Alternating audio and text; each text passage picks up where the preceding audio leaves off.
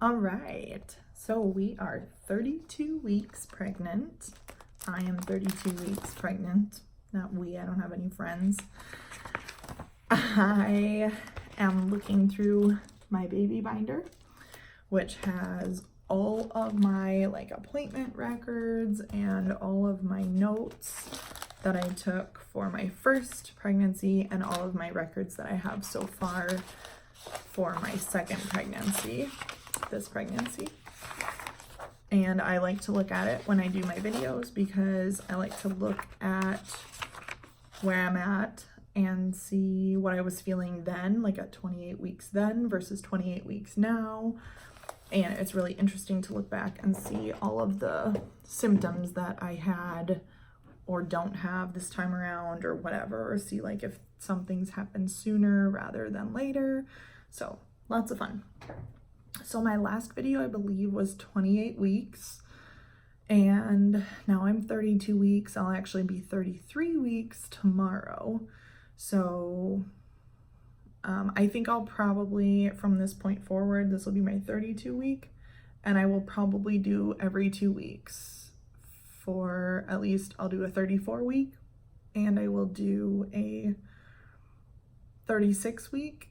And then I'm not really sure what my plan is from there, seeing how I'm feeling. If I do a 38 week and then maybe a 39 and a 40 and we're on baby watch, I don't know. We'll see. But for now, here's my 32. So at between like 29, 30, 31, and 32 in my first pregnancy, I had lots of leg cramping. I had a serious double chin reportedly. More leg cramping. I had to get out my second body pillow, and the baby is moving a ton. Had the hiccups for the first time, craving lots of fruit. And then at 32 weeks, I was having no major cravings, but had zero energy. Like I didn't work out at all.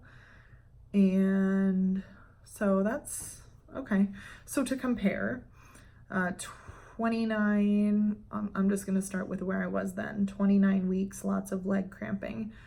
I did not have any leg cramping until 31 weeks this time, I think. That was miserable. I woke up, today is Wednesday, I woke up a few days ago on Saturday morning, and I had the worst leg cramp I've ever had in my entire life. My calf was cramping, my shin was cramping, my toes were cramping. I was in a lot of pain.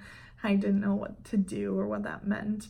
And I didn't know, like I couldn't move my foot at all. Every direction hurt.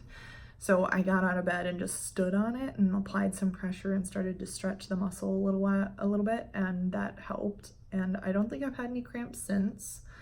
I did kind of chalk it up to not drinking enough water the last day or two before then.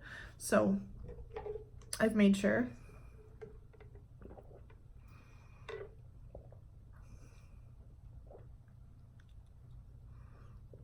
to drink lots of water.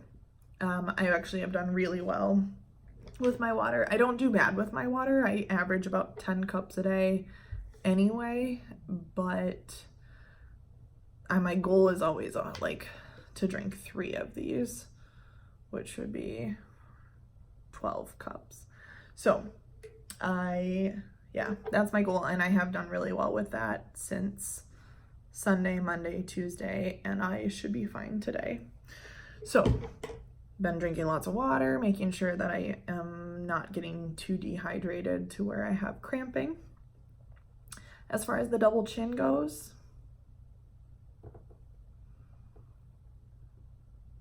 it's thinking about it. It's really thinking about it. But this happened during my first pregnancy too, so now I'm looking at the screen, and I can see my cheeks are a little puffier. But it happens. Nothing I can do. I'll just try and take care of myself, and that's all I can do. Whipping out the second body pillow. So that's really interesting because that's at 30 weeks, my first time around. And I actually just whipped out my first body pillow this week at 32 weeks. I didn't need one at all. And the only reason I whipped it out was because I wasn't sure if it would help. But when I got up in the morning, or even when I turned in the middle of the night, if I wanted to like switch sides or something, I was so stiff and would be in so much pain. And only when I get up in the morning, it would only be for like the first like 6 steps, and then I'd feel fine.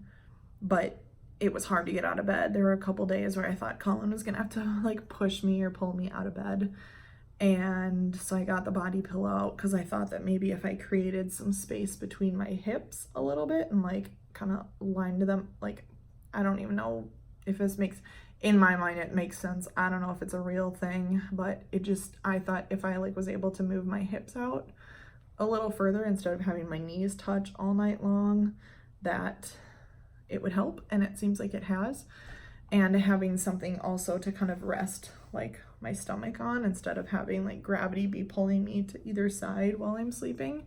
I also keep waking up on my back a ton, which doesn't bother me. I mean, in my head it bothers me because I have heard mixed reviews about sleeping on your back while you're pregnant, but I've also like some of the reviews that say it's okay, or doctors that say it's okay, say that your body will wake you up, or like will tell you like if you're in distress, or if your baby's in distress or something like that. So I just have kind of rolled with it. I don't purposely sleep on my back. If I wake up on my back, I turn to the side, but I do keep waking up on my back, and I don't know how long I've been like that when I wake up, but I don't feel like I'm out of breath. I don't feel any pressure or pain or dizziness or anything like some women say they do.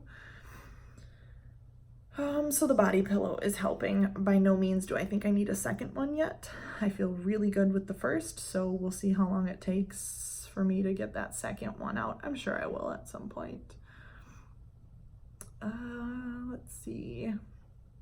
Baby's moving around a ton, having hiccups for the first time. This baby had the hiccups like 10 weeks ago. I felt the hiccups early on. They were really steady. I knew what it was. So this baby has had the hiccups multiple times before, so that's nothing new. But Isla had the hiccups a lot. So this one's, I shouldn't say that this one has had it many times before. He's probably had it 3 or 4 times, but I know what it is because it's so consistent.